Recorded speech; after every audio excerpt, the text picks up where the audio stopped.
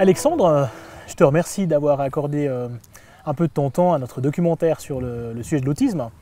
Alors déjà dans un premier temps, toi tu as l'habitude de faire des tournages. Je crois que tu m'as raconté que tu avais déjà participé à diverses expériences. Est-ce que tu peux m'en dire un petit peu plus sur ce que tu as déjà fait au niveau de l'audiovisuel?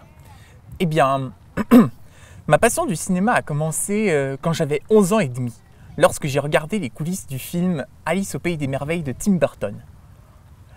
J'étais tellement subjugué par les coulisses qu'une petite voix est soudain venue entrer dans ma tête et m'a dit « Tu seras professionnel dans le monde du cinéma ». Moi, je suis très créatif. Je fais beaucoup de dessins, j'ai fait quelques stop motion.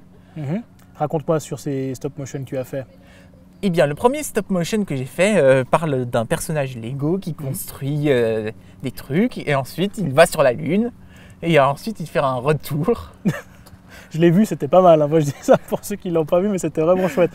Combien de boulot combien d'heures tu as mis pour faire ça?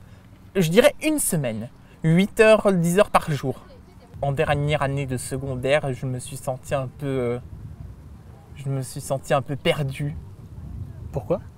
Parce qu'il y avait des pulsions un peu violentes et des choses que je n'arrivais pas à comprendre à cause du deuxième sens, le second degré. D'accord.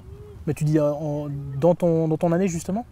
Avec tes camarades ou... Ouais, avec les camarades. D'accord, ok. Et puis mes parents, ils m'ont beaucoup soutenu. Par rapport à cette étape, tu dis, de ta vie? Oui. D'accord, ok. Et puis ils m'ont appris à être flexible, à ne pas m'énerver sur les choses que je ne comprends pas.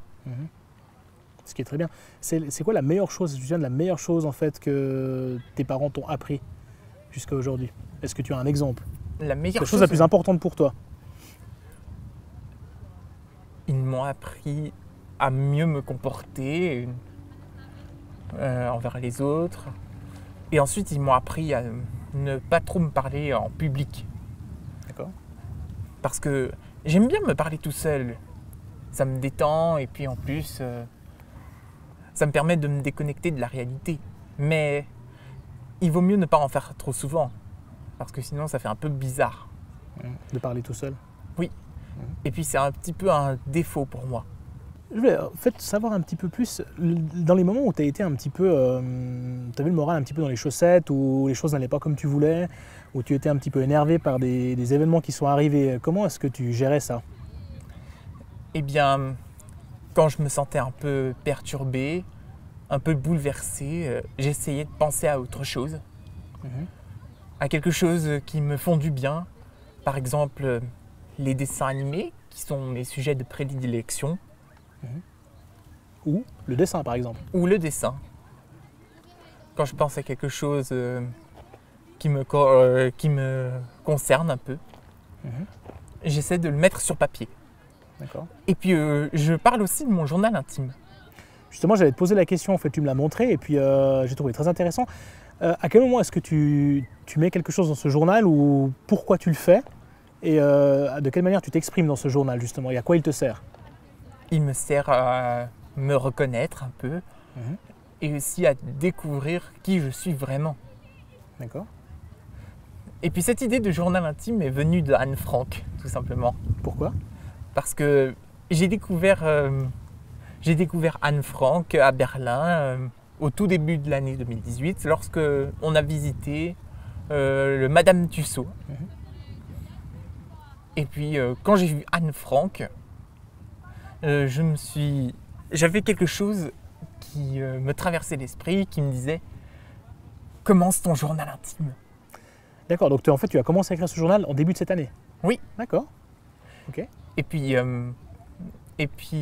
en regardant mes notes, je prends conscience un peu de mes sentiments, de mon caractère. J'ai vu que tu avais mêlé justement journal et dessin. Voilà. Oui. Et pourquoi en fait est-ce qu'à certains moments où tu écris quelque chose, tu mets aussi un dessin, tu lis un dessin avec tes paroles? Oui. Pour quelle raison tu fais ça? Pour illustrer un peu mon journal, parce que la plupart des journaux intimes écrits par des diaristes ne comporte pas de dessin. Est-ce que tu aurais des conseils à donner en fait aux parents qui nous écoutent, ou pour leurs enfants peut-être plus petits, qui n'ont pas encore vécu une adolescence avec leur enfant autiste, ou voilà, est-ce que tu as des conseils à donner à ces personnes? Eh bien, les parents doivent avoir une volonté de faire, comme les miens, par exemple, et qui doivent être aimants, qui doivent avoir aimé leur enfant autiste du premier regard, et c'est tout ce qui compte pour eux.